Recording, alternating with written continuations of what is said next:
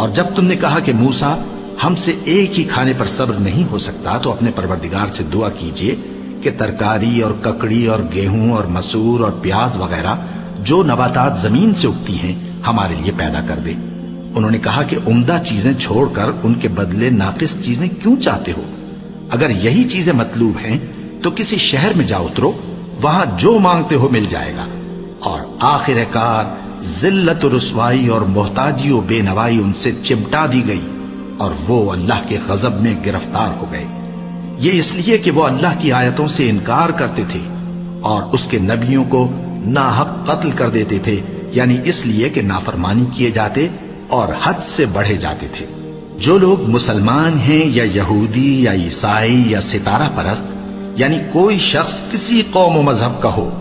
جو اللہ اور روز قیامت پر ایمان لائے گا اور عمل نیک کرے گا تو ایسے لوگوں کو ان کے اعمال کا صلہ اللہ کے ہاں ملے گا اور قیامت کے دن ان کو نہ کسی طرح کا خوف ہوگا اور نہ وہ غمناک ہوں گے۔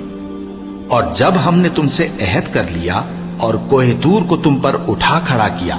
اور حکم دیا کہ جو کتاب ہم نے تم کو دی ہے اس کو زور سے پکڑے رہو اور جو اس میں لکھا ہے اسے یاد رکھو تاکہ عذاب سے محفوظ رہو، پھر تم اس کے بعد عہد سے پھر گئے، سو اگر تم پر اللہ کا فضل اور اس کی مہربانی نہ ہوتی تو تم خسارے میں پڑ گئے ہوتے۔ اور تم ان لوگوں کو خوب جانتے ہو جو تم میں سے ہفتے کے دن مچھلی کا شکار کرنے میں حد سے تجاوز کر گئے تھے، تو ہم نے ان سے کہا کہ ذلیل و خوار بندر ہو جاؤ، اور اس قصے کو اس وقت کے لوگوں کے لیے اور جو ان کے بعد آنے والے تھے عبرت اور پرہیزگاروں کے لیے نصیحت بنا دیا۔ اور جب موسیٰ نے اپنی قوم کے لوگوں سے کہا کہ اللہ تم کو حکم دیتا ہے کہ ایک بیل ذبح کرو، وہ بولے کیا تم ہم سے ہنسی کرتے ہو؟ موسیٰ نے کہا کہ میں اللہ کی پناہ مانگتا ہوں کہ نادان بنوں۔ انہوں نے کہا کہ اپنے پروردگار سے التجا کیجئے کہ وہ ہمیں یہ بتائے کہ وہ بیل کس طرح کا ہو۔ موسیٰ نے کہا پروردگار فرماتا ہے کہ وہ بیل نہ تو بوڑھا ہو اور نہ بچڑا بلکہ ان کے درمیان یعنی جوان ہو، سو جیسا تم کو حکم دیا گیا ہے ویسا کرو۔ انہوں نے کہا اپنے پروردگار سے درخواست کیجئے کہ ہم کو یہ بھی بتا دے کہ اس کا رنگ کیسا ہو۔ موسیٰ نے کہا پروردگار فرماتا ہے کہ اس کا رنگ گہرا زرد ہو کہ دیکھنے والوں کے دل کو خوش کر دیتا ہو۔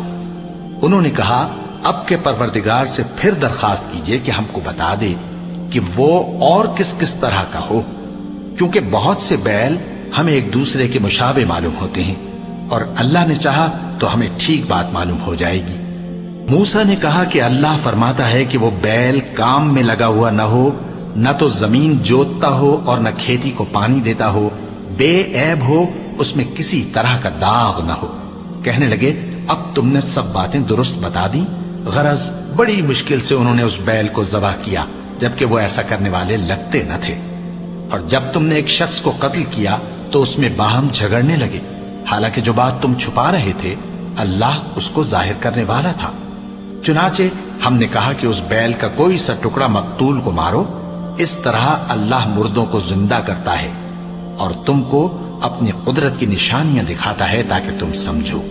پھر اس کے بعد تمہارے دل سخت ہو گئے گویا وہ پتھر ہیں یا ان سے بھی زیادہ سخت، اور پتھر تو بعضے ایسے ہوتے ہیں کہ ان میں سے چشمے پھوٹ نکلتے ہیں، اور بعضے ایسے ہوتے ہیں کہ پھٹ جاتے ہیں اور ان میں سے پانی نکلنے لگتا ہے، اور بعضے ایسے ہوتے ہیں کہ اللہ کے خوف سے گر پڑتے ہیں، اور اللہ تمہارے کرتوتوں سے بے خبر نہیں۔